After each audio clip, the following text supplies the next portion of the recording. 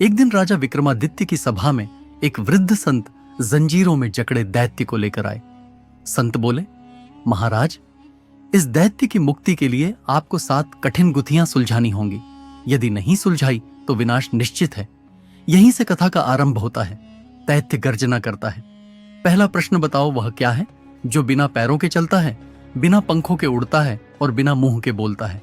राजा विक्रमादित्य मुस्कान के साथ उत्तर देते हैं, यह है हवा और पानी, जो निरंतर बहती है, आकाश में उड़ती है और बिना शब्दों के भी संदेश संसार तक पहुंचाती है। दैत्य दंभ कसूर। दूसरा सवाल पूछता है, ऐसी कौन सी चीज है जो खुद जलती है मगर दूसरों को भी रोशनी देती है? राजा विक्रमादित्य उत्तर देते हैं, दिया स्वयं जलता है परंतु अपने प्रकाश से अंधकार को दूर करता है और दूसरों को भी रोशनी देता है। दैत्य तीसरा सवाल पूछता है, ऐसी कौन सी चीज है जिसे जितना ज्यादा ले लो उतना ही हल्का महसूस होता है? राजा ज्ञान से बोलते हैं, यह है सांस। जितनी ज्यादा ले लो उतना ही हल्का महसूस होता है। दैत्य दंभुकर सुर। चौथा सवाल पूछता है, ऐसी कौन सी चीज है जिसे बिना हाथ लगाए तोड़ा जा सकता है? राजा विक्रमादित्य विजय भाव से उत्तर देते हैं, वह है वचन, जिसे बिना हाथ लगाए तोड़ा जा सकता है। दैत्य पांचवा मोर कठिन प्रश्न पूछता है, 2 महिलाएं एक ही बच्चे की मां होने का दावा करती हैं। राजा ने आदेश दिया, बच्चे को 2 भागों में काट दिया जाए और आधा आधा दोनों को दे दिया जाए। एक महिला चुप रही, दूसरी रो पड़ी और बोली, बच्चा दूसरी को दे दो पर इसका जीवन बचा लो। अब बताइए, असली मां कौन है? राजा ज्ञान से बोलते हैं, जो महिला बच्चे की जान बचाने के लिए उसे छोड़ने को तैयार हो गई, वही उसकी सच्ची मां है। दैत्य छठा सवाल पूछता है, 4 भाई थे, एक जानवर का ढांचा बना सकता था, दूसरा उसमें मांस जोड़ सकता था, तीसरा उसे जीवन दे सकता था, चौथा उसे चलना सिखा सकता था। चारों ने मिलकर एक शेर बना दिया।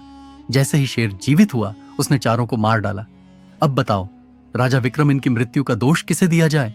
राजा विक्रमादित्य गर्व से उत्तर देते हैं, इनकी मृत्यु का दोष उनके अपने ही हाथों लिखा गया था, क्योंकि जब ज्ञान को बिना बुद्धि के प्रयोग किया जाता है तो वह विनाश का कारण बन जाता है।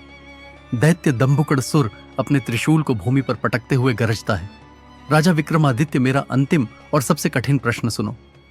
ऐसी कौन सी चीज है जो सुबह 4 पैरों पर चलती है, दोपहर को 2 पैरों पर और संध्या समय 3 पैरों पर?